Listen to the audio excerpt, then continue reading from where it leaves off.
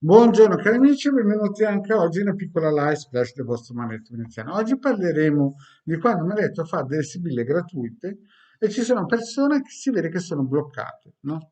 Allora, voi sapete che Marietto chiede 20 euro per un consulto privato di 45 minuti su Telegram pagabile tramite PayPal. Però se ci sono persone che non hanno questa possibilità finanziaria o non vogliono, il vostro Marietto dà una dritta per aiutare queste persone che sono bloccate. Ad esempio, oggi parleremo di situazioni illegali e non si può iniziare anche in modo gratuito, basta fare le cose in modo corretto, no? Però prima di iniziare questa micro lezione di radionica, radiestesia, il vostro Marietto vi chiede di iscrivervi al canale YouTube di Illegale, al canale YouTube del vostro Maledetto Veneziano, di venirci a trovare nei nostri gruppi social in cui stiamo rilanciando radionica, radiestesia, tarologia ed ermetismo. Siamo più di 1450. Vi ricordo anche che abbiamo i casti sacerdotali e in più, qui i link sono sotto in descrizione, in più dal 2015 il vostro Marietto ha attivato un sito del nome capitano.altavista.org che ormai a livello nazionale è uno dei più conosciuti per quanto riguarda materiale gratuito di radionica e radiestesia.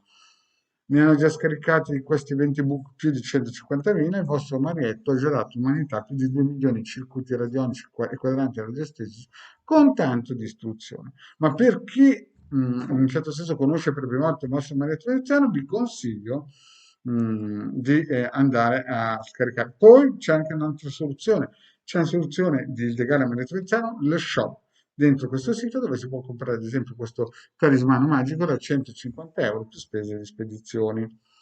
Bene, iniziamo un po' questa situazione perché mi capita alcune volte che ci sono delle persone bloccate proprio a livello energetico, bisogna dargli una mano e magari non hanno anche la possibilità di finanziarsi questi 20 euro con un colloquio, con un'indagine logistica con il vostro manetto. Allora andate nel sito del capitano, il link sono sotto qui in descrizione, e la prima cosa che dovete fare è scaricare questo circuito per avere un po' di energia.